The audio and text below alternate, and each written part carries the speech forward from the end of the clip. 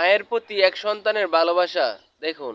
আমার বউ গেছে চলে যাক, আমার মা থাকলে আমার মার জন্য সবাই দোয়া করবেন। আমিও আপনাদের সবার জন্য আমার মা আর আমি দোয়া করব।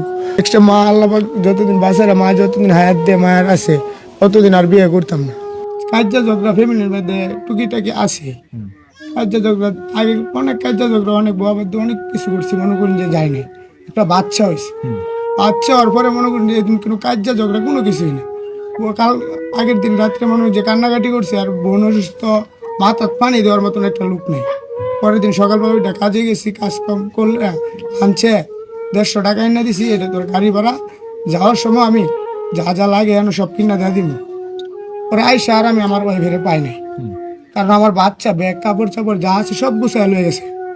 কারণ বাচ্চাটা লাগে মনে করেন যে ব্যাগ লইব না, আমার বাচ্চারা লইব।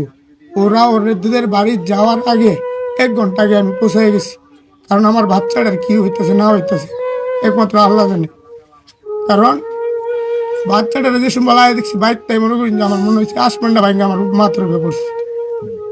তারপর মনে করেন যে আমি একই ধরে মনে করেন যে যে অবস্থায় গেছি ওখানে পাগল হয়েছে ভালো থাকে। এই অবস্থা কাজের সিমিট মিমিট সারা শরীর গাড়া, আমি দৌড় ফেরে গেছি মনে করেন যে আমার বাচ্চাটা লাগে। ওরা যাওয়ার 1 ঘন্টা আগে আমি মানে পৌঁছে গেছি। 1 ঘন্টা ওয়েট করার পরে পরে মনে করেন যে এক রিক্সা দিয়ে আইস, পরে আরেক ঘরে গেছে আমার সামনে আয় না, অনেক করার পরে আবার বাড়িতে আইসি। বাড়িতে এনো বাচ্চা যেহেতু এনো গেছে দেখছি আমি, তখন না করতেছে। পরে যা যা জিনিস আছে হ্যাঁ লয়ে গেছি, এই বাচ্চার গাও গোসল বুল চুল যা আছে সব।